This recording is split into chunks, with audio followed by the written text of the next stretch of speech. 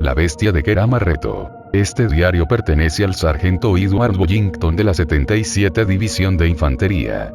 Según el sargento Bollington, que falleció recientemente de un paro cardíaco a la edad de 90 años, el diario contiene sus relatos sobre las primeras etapas de la batalla de Okinawa. 26 de marzo de 1945. Fuimos el primer grupo de hombres que desembarcaron en una pequeña isla llamada Kerama Reto, a 24 kilómetros al oeste de Okinawa. Nuestro trabajo consistía en asegurar la isla para que nuestra flota pudiera fondear allí. Los barcos suicidas de los japoneses eran una amenaza para nuestras embarcaciones, por eso teníamos que asegurar la isla lo antes posible para reducir el riesgo de perder varios de nuestros buques de guerra antes de que comenzara el ataque real al continente. Después de todo, esta era solo la fase 1 del plan. Era nuestro primer día, pero los ataques japoneses eran intensos y constantes. Esto demuestra que estos soldados están decididos a hacer cualquier cosa para detenernos y proteger su patria de ser tomada. Pero nosotros fuimos igual de implacables. De grupos de 80, los redujeron a menos de 10. 27 de marzo de 1945. Hoy no se observaron ataques. No vimos movimiento enemigo. Nuestro comandante envió a mi escuadrón para informar de cualquier movimiento enemigo en las colinas. Durante horas miramos y no vimos nada. Estábamos a punto de regresar cuando nos topamos con un fortín japonés vacío, o al menos pensamos que estaba vacío. Entramos y lo que vimos dentro fue absolutamente repugnante. Vimos los cuerpos de soldados japoneses muertos, mutilados. Tenían las extremidades arrancadas, el pecho abierto y las caras horriblemente desfiguradas. Había sangre, carne y órganos internos por todas partes. Era una visión terrible.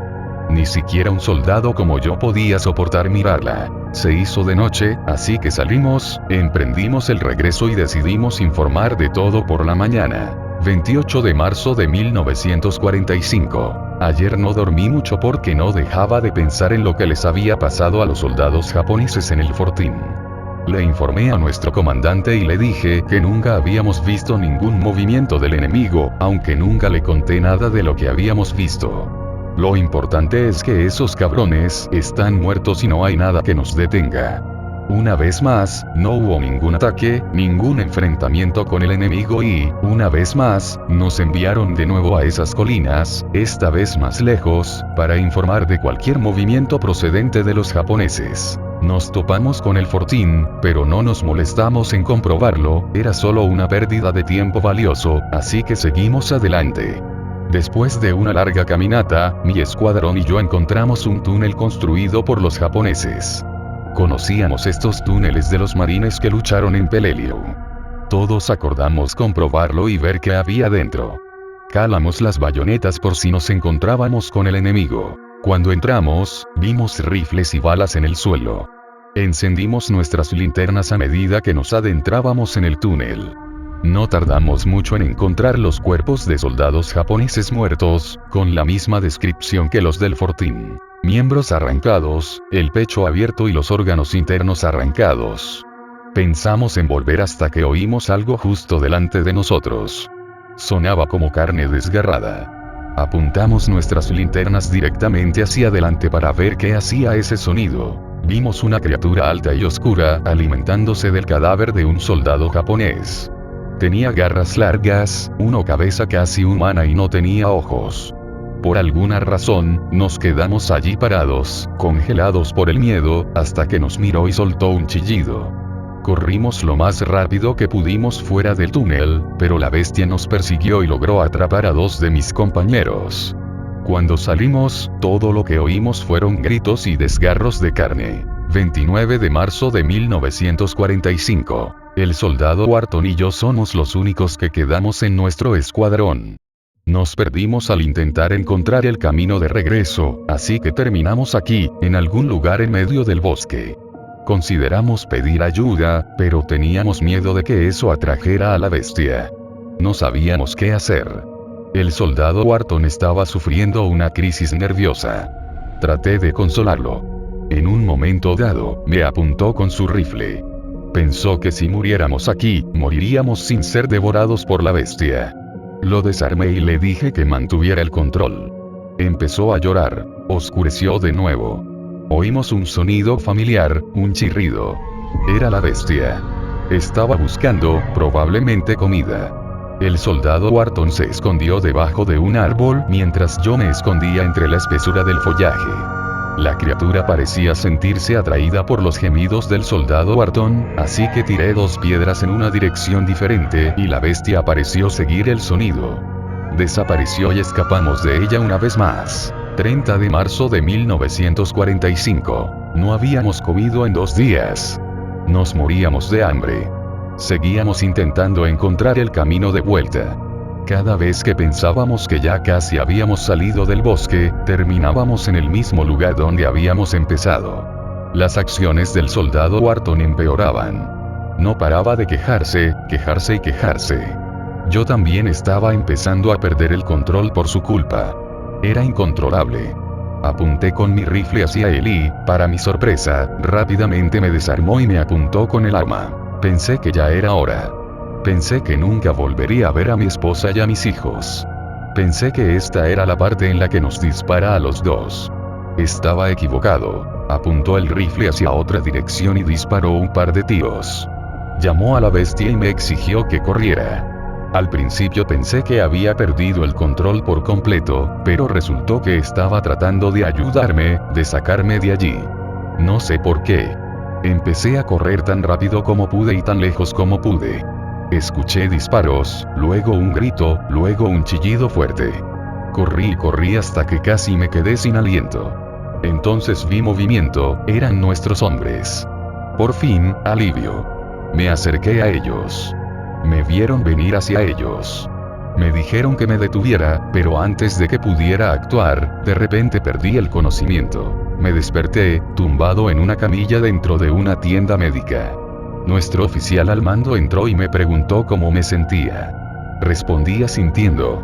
Me preguntó qué había pasado. No quería que reaccionara con incredulidad, así que inventé una historia.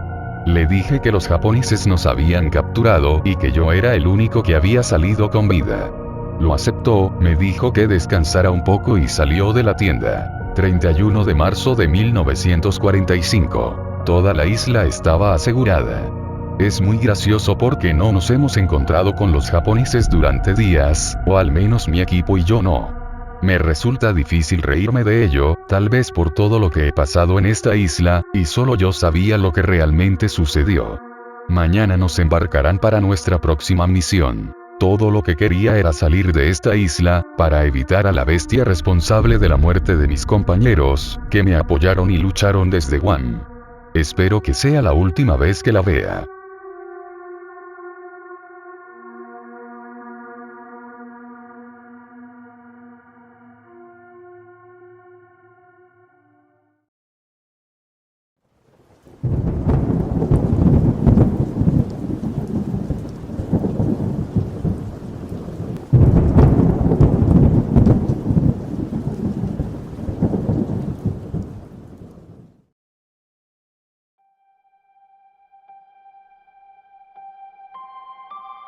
Osos. Mi familia tenía esta tradición. Todos los años, el día de Acción de Gracias, íbamos a visitar a mi abuelo a las montañas. Había vivido en su vieja cabaña de troncos desde que tengo memoria. Nunca conocí a mi abuela.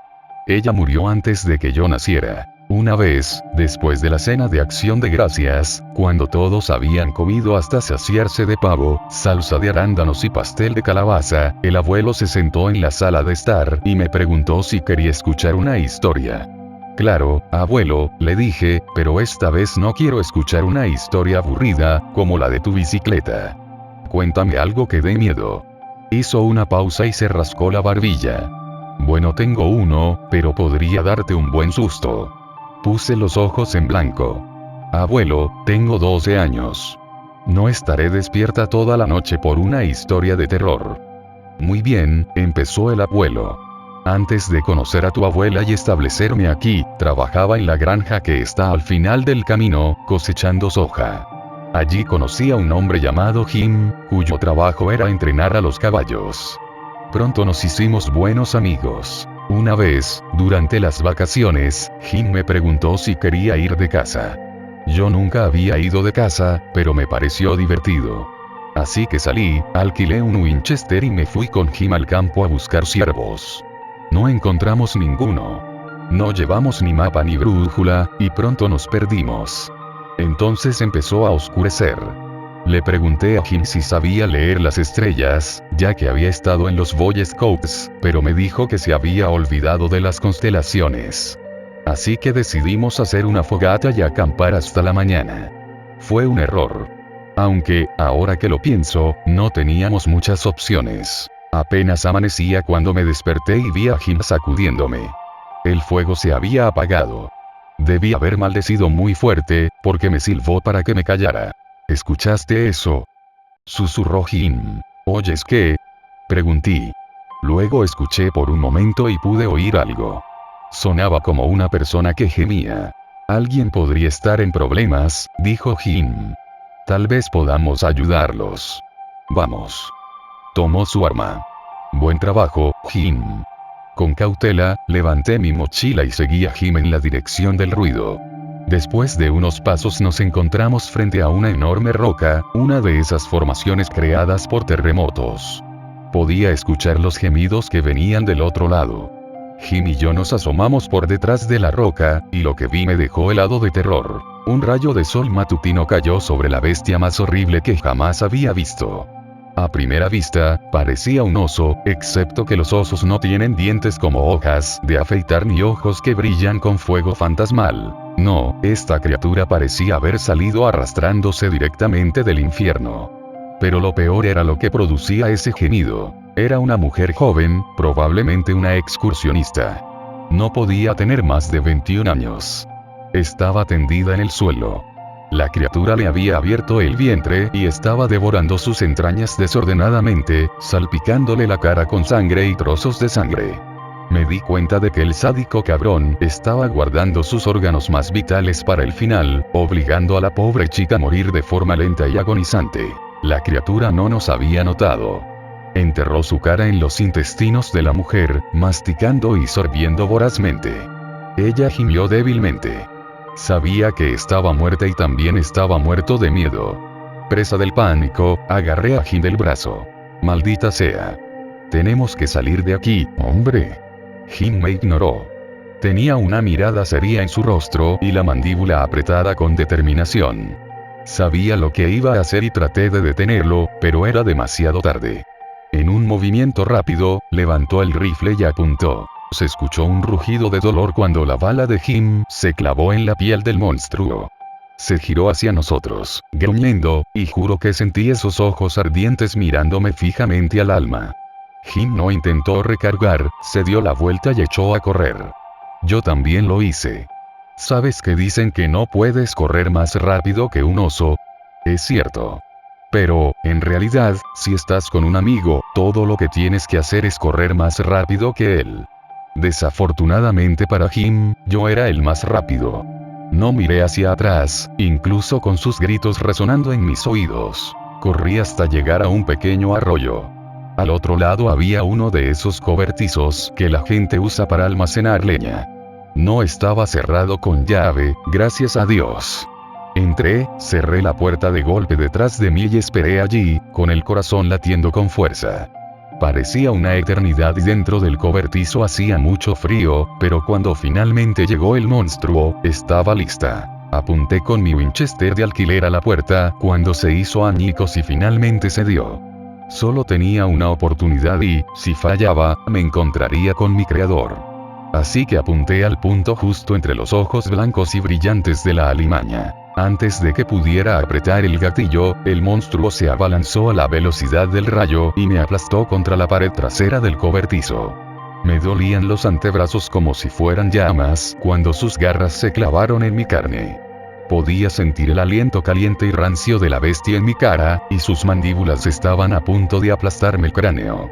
Este era el final, pensé. Pero entonces, de la nada, se oyó un silbido fuerte y penetrante. Nunca había conocido a un tipo que pudiera silbar así. El monstruo giró la cabeza en dirección al sonido. Luego levantó las patas de encima de mí y salió del cobertizo a saltos, entre los árboles, hasta perderse de vista. Me quedé allí, sin aliento. Aparte de sangrar bastante, estaba bien. Encontré un mapa en un cajón del cobertizo y lo usé para volver a la carretera. Desde allí volví a la granja, donde le di la trágica noticia a la familia de Jim. Todos querían saber qué había sucedido. Por supuesto, cuando les conté la historia, nadie me creyó. Me reí. Esa fue una historia muy buena. Debes haberle dedicado bastante tiempo. El abuelo no respondió. Se arremangó. Me quedé sin aliento. En la carne de su antebrazo había grabadas 3 largas cicatrices azules.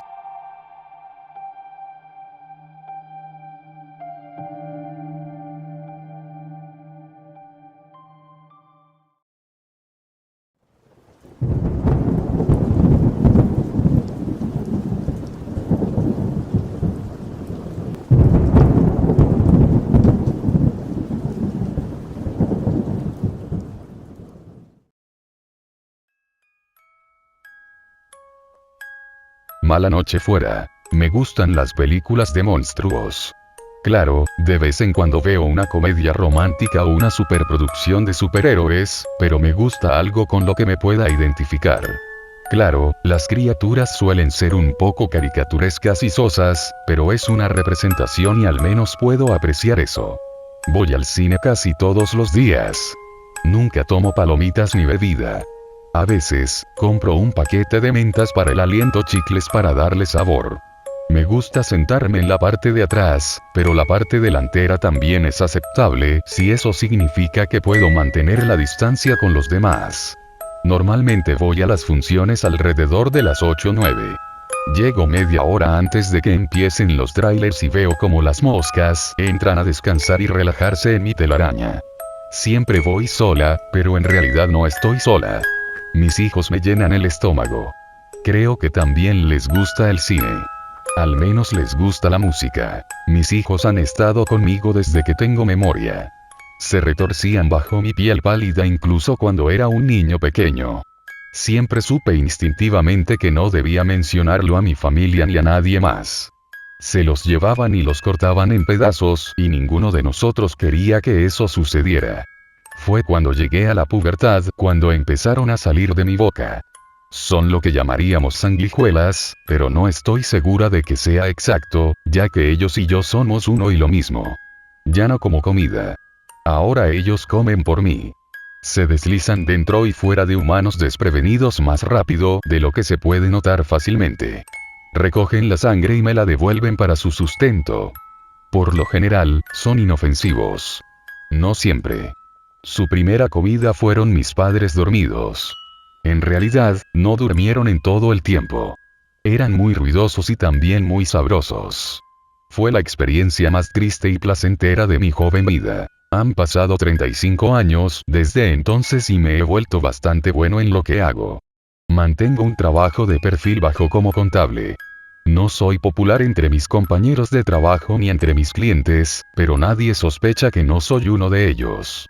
Por la noche, como mientras disfruto de lo mejor que Hollywood tiene para ofrecer, y de vez en cuando una película de Adam Sandler para criticar en mi blog. Es una buena vida y sin complicaciones, excepto ayer. No había comido en varios días. Me había resfriado bastante mientras trataba con un cliente y me quedé en casa un par de noches. El trabajo fue muy lento. Después, decidí ir a ver la función de las 7 de Grendel 5, Bloodstorm. La franquicia de Grendel es una de mis favoritas. Trata sobre la bestia legendaria que mata adolescentes en Canadá mientras grita insultos y juegos de palabras. De todos modos, llegué un poco menos temprano de lo habitual. Eran las 5:45 cuando llegué al cine y compré mi entrada.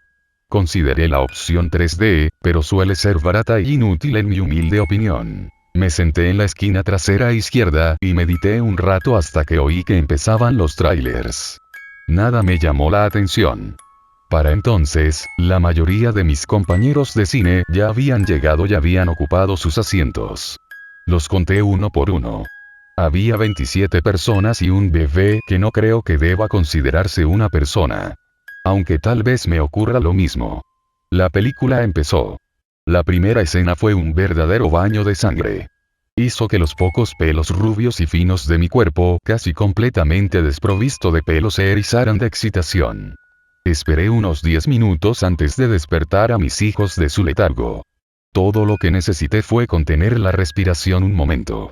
Se dieron cuenta del cambio y comenzaron a subir rápidamente por mi garganta. No había nadie lo suficientemente cerca para ver, así que pude toserlos uno por uno en el asiento a mi lado y ver cómo las largas y viscosas criaturas negras se alejaban. Luego volví mi atención a la película. Es difícil de describir, pero podía sentir el calor mientras las sanguijuelas extraían rápidamente la sangre de nuestra presa, y ellas a su vez podían sentir mi hambre. Tenía tanta hambre. Se sentía tan bien tomar la sangre y hacerla mía.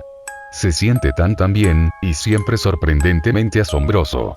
Te sientes como Dios, como la primera persona en hacer speed en la luna. Entonces escuché los gritos y me di cuenta de que esta noche era un dios de la muerte. Había una mujer joven 3 filas delante de mí. Agarraba en sus brazos un bulto de tela flácida. El bebé había muerto. Afortunadamente para mí, todos mis hijos estaban contabilizados, ya que rápidamente se deslizaron por mi pantalón para esconderse de la vista. No hace falta decir que llamaron a los paramédicos, y la proyección terminó de manera bastante abrupta. Fue una estupidez por parte del cine. No es como si no mostrar adolescentes ficticios a los que les arrancan los brazos y las cabezas fuera a hacer funcionar de alguna manera el corazón de un bebé real. Ni siquiera nos devolvieron el dinero. Leí en el periódico que lo destinaron al funeral. ¡Qué desconsiderado! Esperé hasta estar en el baño de hombres antes de tragarme mis chupasangres. Vi la película completa esta noche. Fue una verdadera obra maestra. Finalmente le dieron un compañero a Grendel, y hubo lo que sospecho que algún día se considerará una escena clásica con un lanzallamas. Le daría un sólido 9 sobre 10 al menos. La banda sonora puede haber estado un poco influenciada por las entregas anteriores de la franquicia. Aún así, definitivamente vale la pena el precio de la entrada. La recomendaría. Incluso podría volver a verla. Solo haznos un favor a todos y no traigas a tus malditos hijos.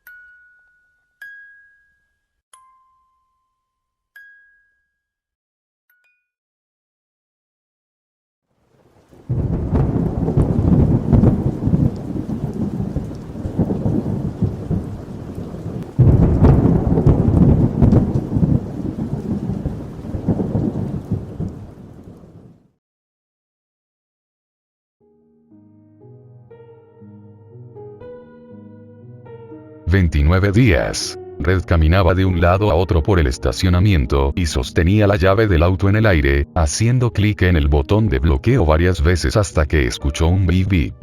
Siguió los bips y llegó a la fuente. Una camioneta familiar verde Sacramento con una antena larga que sobresalía del capó. Me alegro de que hayan pensado lo suficiente en mí como para clavarme este pedazo de mierda, pensó poniendo los ojos en blanco. Red dejó su maletín en el asiento trasero y luego se subió al asiento delantero. Sacó su Glock 19 de la funda y la colocó en el asiento del pasajero, a su alcance, colocando un paño sobre ella para ocultarla de la vista. Arrancó la camioneta, al menos funcionaba bien, y se fue. Había sido un sicario desde su adolescencia. Todo comenzó cuando se convirtió en ayudante de camarero en una pequeña pizzería en Utica, Nueva York. En sus descansos, salía a fumar y jugaba con los gatos del basurero. Disfrutaba atrayéndolos con comida. Y cuando lograba que confiaran en él, y cuando se acercaban lo suficiente, era cuando los atrapaba y les rompía el cuello. Grieta. Dios, cómo le encantaba ese sonido. Era tremendo.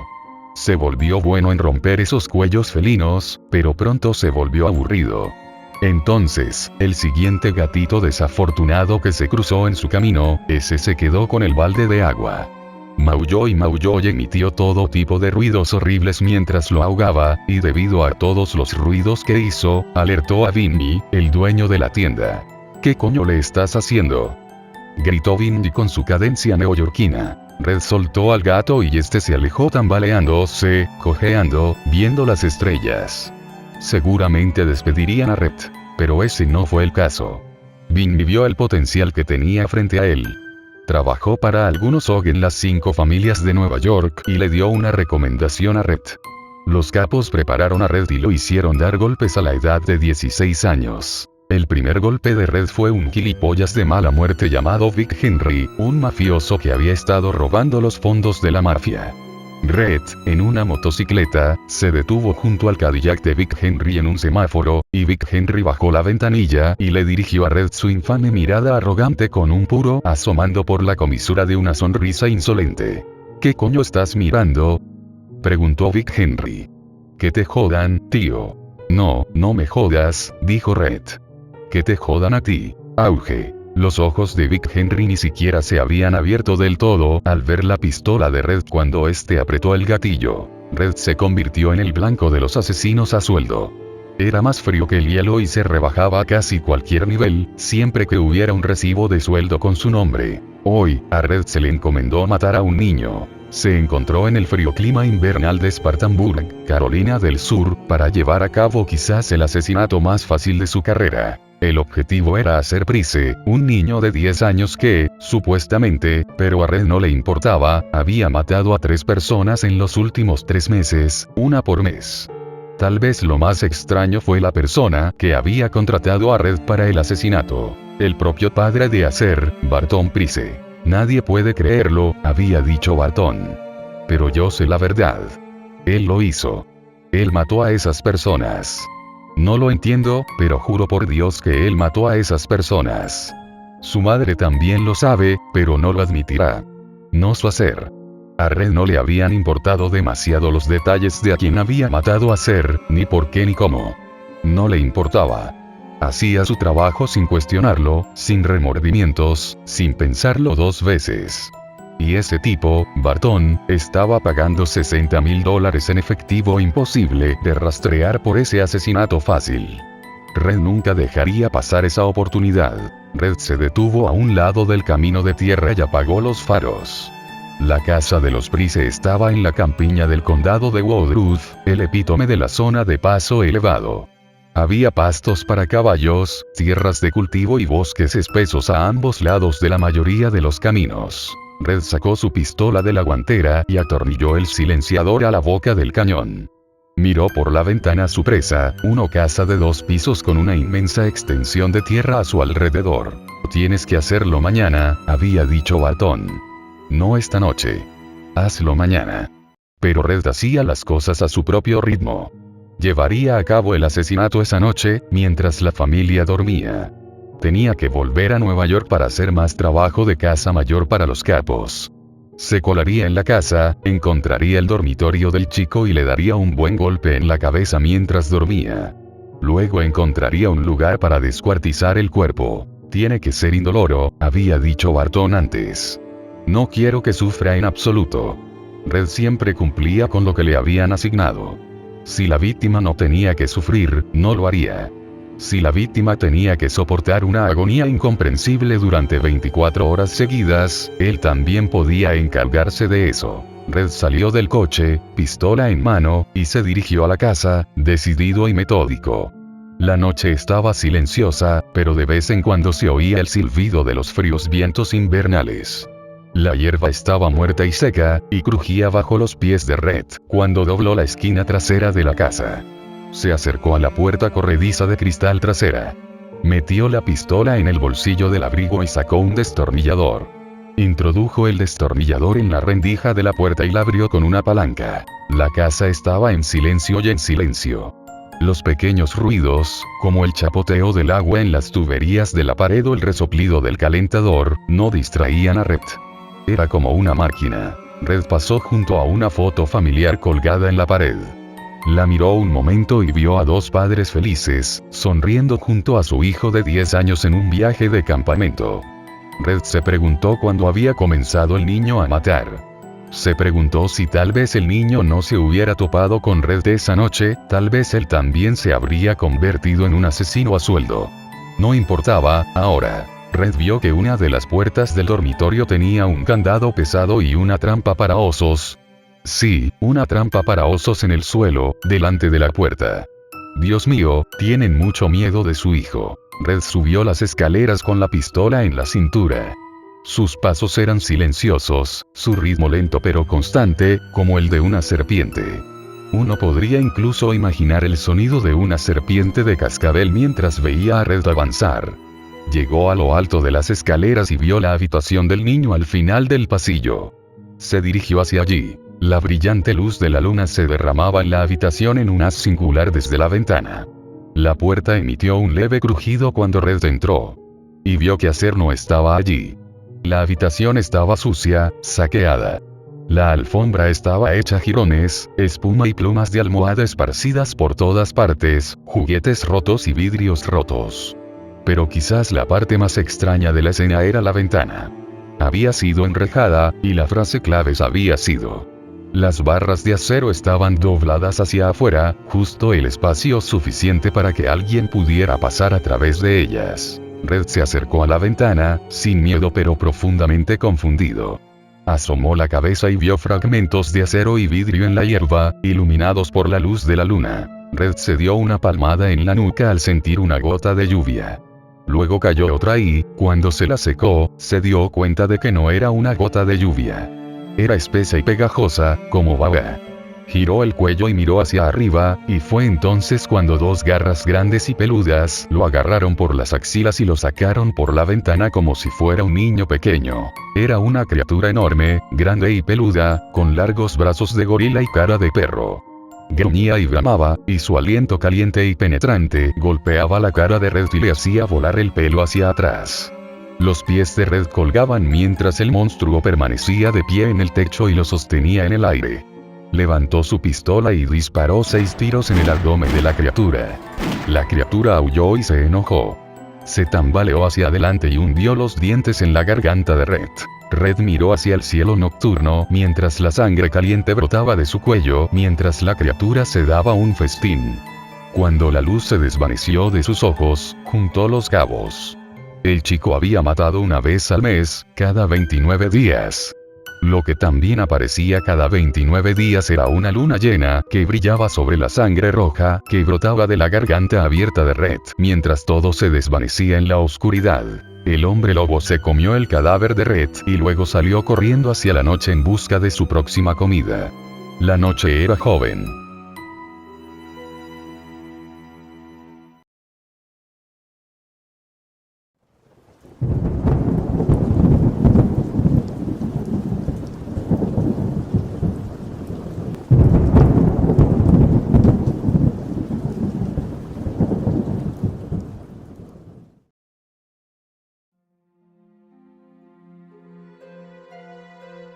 La bestia. Yo ya no sé qué hacer.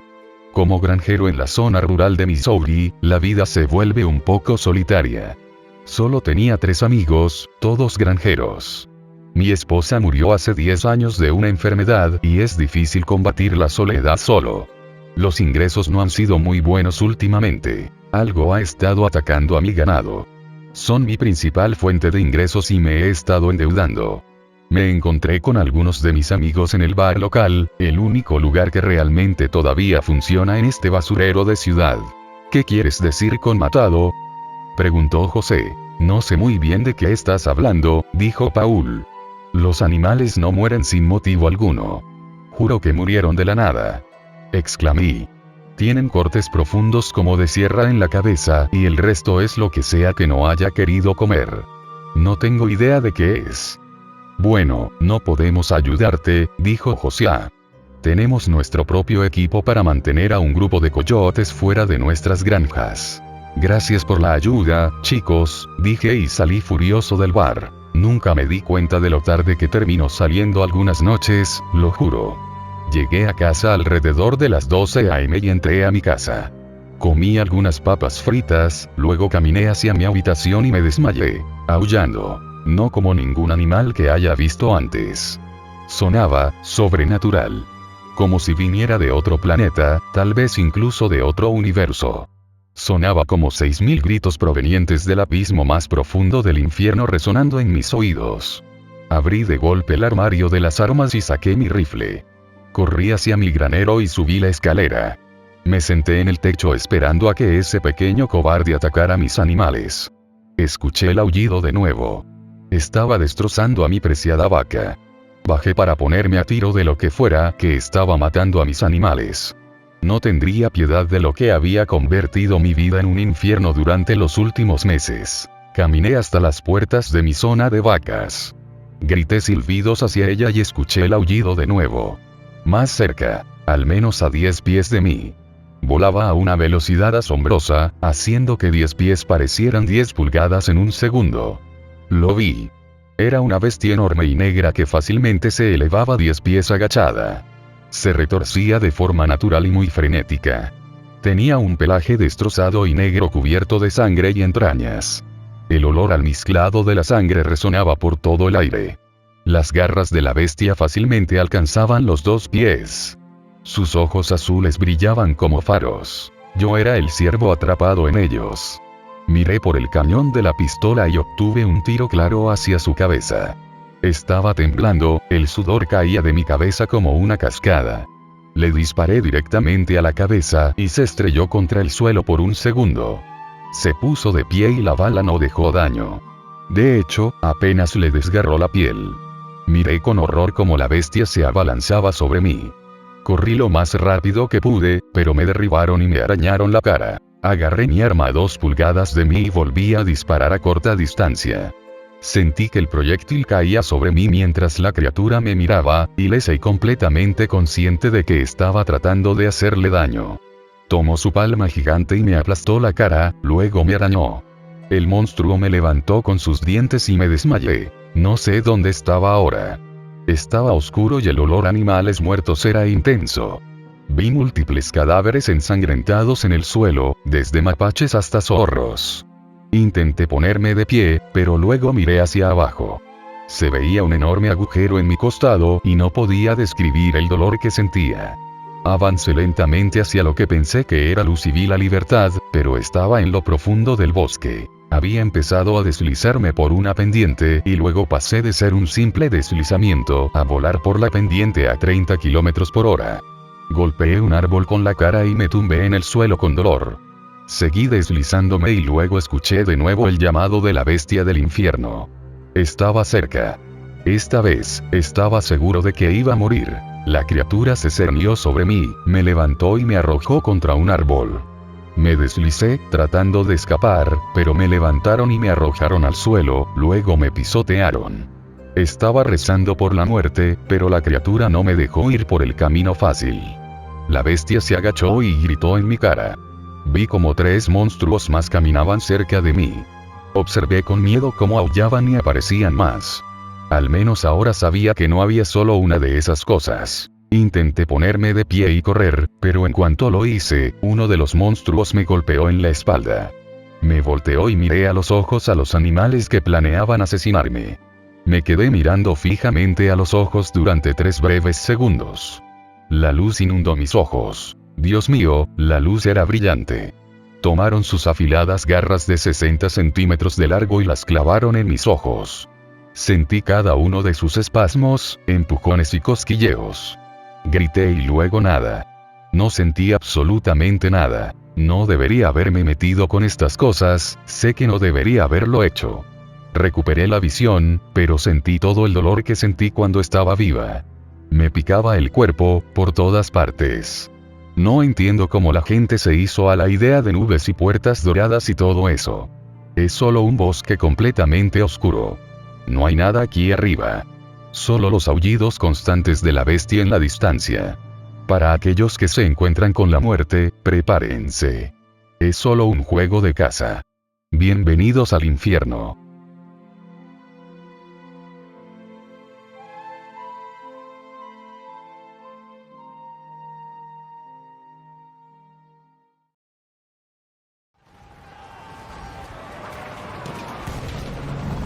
Buenas noches a todos amigos de YouTube, amantes del terror y las buenas historias. Espero les hayan gustado los creepypastas. No olviden suscribirse y compartir, así como dejar su comentario para traer más videos al canal y que la comunidad crezca. Con ustedes, el Centinela.